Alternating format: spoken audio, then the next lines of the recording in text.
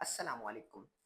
ऐसे पेरेंट्स जिनके बच्चे ट्विन्स होते हैं यानी कि जुड़वा बच्चे पैदा होते हैं और एक बच्चे को ऑटिज्म डायग्नोस हो जाती है तो उनके दिल में एक डर पैदा हो जाता है और ज़हन में एक सवाल भी उठता है कि क्या हमारे दूसरे बच्चे को भी ऑटिज्म हो जाएगा या उसमें ऑटिज्म होने के चांसेस जो हैं परसेंटेज जो है वो कितनी है। जो ट्विन्स बच्चे होते हैं उनमें ऑटिज्म का जो रिस्क है वो आम बहन भाइयों से थोड़ा ज़्यादा होता है, लेकिन ये जानना बहुत ज़रूरी है कि ट्विन्स किस टाइप के हैं।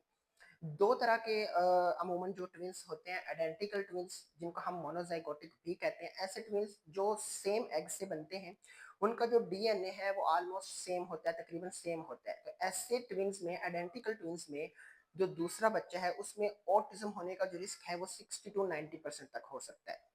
दूसरे ट्विन्स होते हैं फ्रेटर्नल ट्विन्स, डाइज़ाइगोटिक भी हम उनको कहते हैं। ऐसे ट्विन्स में क्या होता है कि जो डिफरेंट एग से बनते हैं, उनका डीएनए आम बहन-भाइयों की तरह होता है, ठीक है? तो उनमें जो ऑटिज़म होने का रिस्क है वो थोड़ा कम होता है जो कि 5 टू 20% तक होता है। इसलिए हम देखते हैं कि अक्सर बच्चे जो ट्विन्स होते हैं तो एक बच्चे को अगर ऑटिज़म है तो दूसरा बिल्कुल नॉर्मल डेवलप कर रहा होता है। लेकिन अगर आपका एक बच्चा ऑटिस्टिक है और दूसरा बिल्कुल नॉर्मल भी डेवलप कर रहा है तो आपको एहतियात करने की बहुत ज़रूरत है।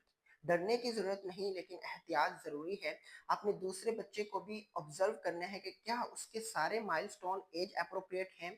क्या वो नॉर्मल माइलस्टोन्स के साथ है? फॉर एग्ज़ाम्पल मोटे-मोटे जो हम देखते हैं eye contact, response name, imitation, pointing, social interaction या फिर एज एप्रोप्रिएट लैंग्वेज और स्पीच है उसके पास। अगर तो बिल्कुल वो ठीक है तो फ़िक्र की कोई बात नहीं। लेकिन अगर आपको कहीं भी थोड़ी बहुत कोई भी कमी नज़र आती है तो उसकी early developmental evaluation, early developmental assessment जो है वो लाज़मी करवाएँ, ताकि अर्ली इंटरवेंशंस और अर्ली थेरेपी से उसमें बेहतरी लाई जा सके। और याद रहे कि हर ट्विन की कहानी अलग होती है।